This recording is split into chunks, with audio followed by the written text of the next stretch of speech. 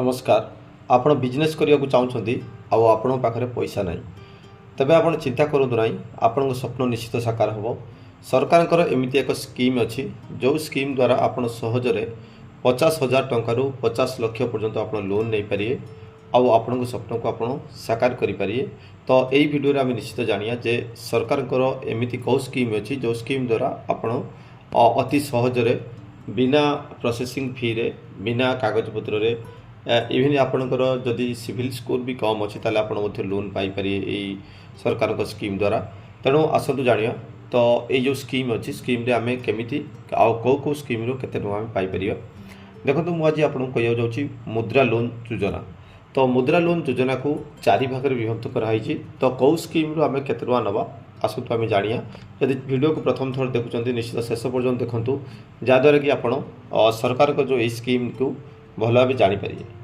देखो प्रथम स्कीम अच्छी यार शिशु लोन जो मुद्रा लोन मुद्रा लोन योजनार आपंकर 4टा भाग अच्छी। तो प्रथम भाग अच्छी शिशु लोन जोटा कि 50,000 टंका पर्यंत आप लोन नहीं पारे छोट बिजनेस आरंभ करें आपंकर छोट गोटे दुकान आरंभ करें कि छोट कंपनी आप आरंभ करें। तो मुद्रा लोन रो परवर्ती स्कीम है किशोर लोन जो किशोर लोन आप 50,000 टंकार 5 लाख टंका पर्यंत नहीं पारे जद्वारा आप दुकान करें कि कौन फार्म करें कि कौन छोट कंपनी करें। ता परवर्ती लोन है तरुण लोन। तरुण लोन रे आप 5 लाख रु 10 लाख पर्यंत आप लोन नहीं पारे। तो ये तरुण लोन रो आप छोट बिजनेस करें। तापर 4 नंबर हूँ तरुण प्लस लोन। ये तरुण प्लस लोन रे आप 10 लाख रु 50 लाख पर्यंत लोन नहीं पारे जोटि कि आपन को बिना प्रोसेसिंग फी रे लोन मिलियो। सो आपण कौन कौन करें ये लोन द्वारा देखो गाड़ी दुकान करें गाड़ी पार्ट्स दुकान करें महिला माने ब्यूटी पार्लर करें। तो कौन सी फ्रांचाइज नहीं पारे बड़ बड़ कंपानी ये सब कम आप करें।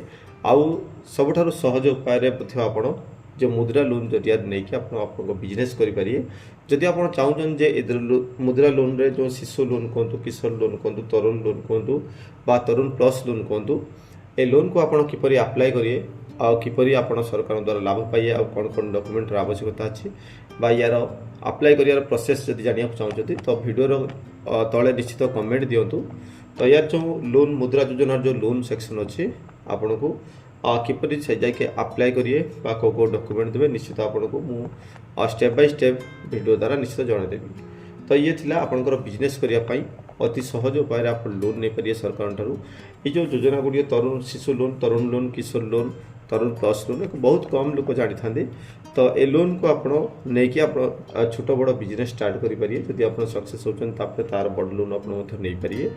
तेणु एक नहीं आप सी पार्ट्स दुकान शोरूम कि ब्यूटी पार्लर एमती किसी दुकान ओपन करें। तो निश्चित सरकार विभिन्न योजना देखापी आम चैनल को सब्सक्राइब कर दिंतु और वीडियो जब भल लगी निश्चित लाइक करूँ और कमेंट करिए। Thank you.